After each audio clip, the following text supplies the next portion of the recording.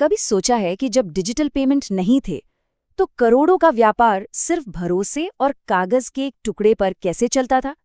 आज हम कॉमर्स की दुनिया के एक ऐसे हीरो की कहानी समझेंगे जिसके बारे में ज्यादा बात नहीं होती, परक्रम्य लिखत, या जिसे हम नेगोशिएबल इंस्ट्रूमेंट्स कहते हैं। यकीन मानिए, ये सिर्फ कागज के टुकड़े नहीं हैं, ये वो बुनियाद है जिस पर आज का पूरा फाइनेंशियल सिस्टम खड़ा है।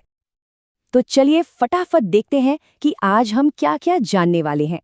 हम शुरू करेंगे उस वादे से जो कागज पर किया गया, फिर समझेंगे वो नियम जो इस वादे को ताकत देते हैं। इसके बाद 3 मेन इंस्ट्रूमेंट से मिलेंगे, चेक की दिलचस्प यात्रा देखेंगे और आखिर में ये जानेंगे कि सदियों पुरानी ये व्यवस्था आज भी इतनी जरूरी क्यों है। तो चलिए सबसे पहले हिस्से से शुरू करते हैं। ये समझना बहुत जरूरी है कि आखिर इन इंस्ट्रूमेंट्स की जरूरत ही क्यों पड़ी। वो कौन सी प्रॉब्लम थी जिसे ये सॉल्व करने आए थे।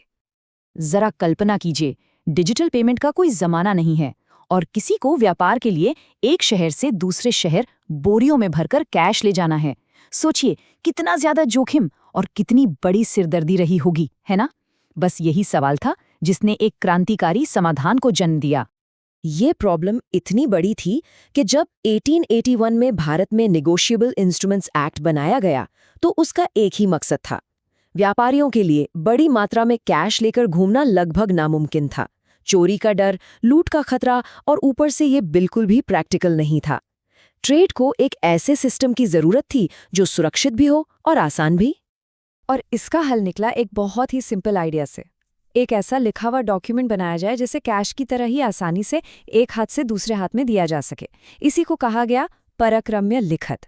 देखिए, परक्रम्य का सीधा मतलब है ट्रांसफरेबल, मतलब जिसे ट्रांसफर किया जा सके, और लिखत यानी रिटन डॉक्यूमेंट।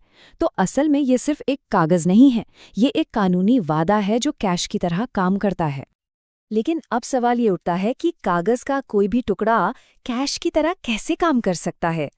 यहीं पर आते हैं कुछ बहुत जरूरी नियम, एक ऐसा फ्रेमवर्क जो इस कागज के टुकड़े को असली कानूनी ताकत देता है। तो किसी भी कागज को कैश जैसी पावर कैसे मिलती है? कुछ बहुत जरूरी शर्तें पूरी करने पर। ये नियम ही उसे एक पावरफुल फाइनेंशियल टूल बनाते हैं। पहली बात, ये लिखा हुआ और साइंड होना चाहिए। दूसरी, पेमेंट का वादा बिना शर्त का होना चाहिए, कोई अगर मगर नहीं। तीसरी, अमाउंट फिक्स होना चाहिए।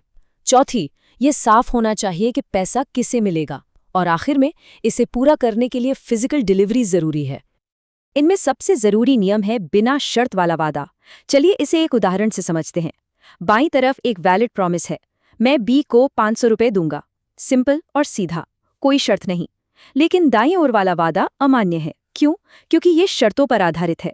ये कहता है कि पेमेंट तभी होगा जब डी अपनी वसीयत में पैसे छोड़ेगा। इस तरह की शर्तें पूरे सिस्टम को अविश्वसनीय बना देती हैं, इसलिए कानून इसकी इजाजत बिल्कुल नहीं देता। तो अब जब हमें नियम समझ आ गए हैं, चलिए मिलते हैं इस खेल के 3 सबसे बड़े खिलाड़ियों से।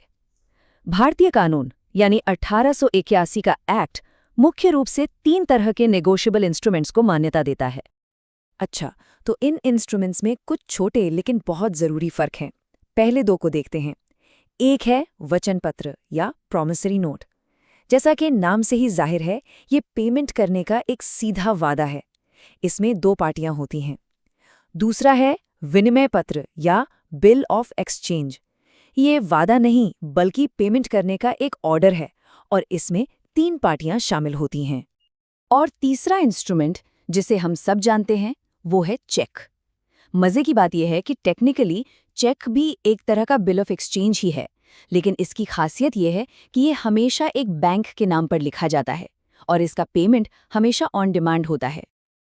अब आते हैं चेक पर। चेक की कहानी तो और भी ज्यादा दिलचस्प है। चलिए देखते हैं कि कैसे ये कागजी वादा टेक्नोलॉजी के साथ साथ बदला, लेकिन इसके जो मूल सिद्धांत हैं वो आज भी वही हैं। सोचिए, 20वीं सदी में जब बिजनेस तेजी से बढ़ रहा था तो बैंकों के सामने एक बहुत बड़ी चुनौती खड़ी हो गई। हर दिन लाखों चेक आ रहे थे और उन्हें एक एक करके हाथ से छांटना, सही बैंक और सही ब्रांच तक पहुंचाना एक पहाड़ जैसा काम था। इसमें टाइम, पैसा, मेहनत सब लगता था और गलतियां होने का चांस तो हमेशा बना रहता था। इस समस्या का जो समाधान निकला वो वाकई कमाल का था। MICR तकनीक।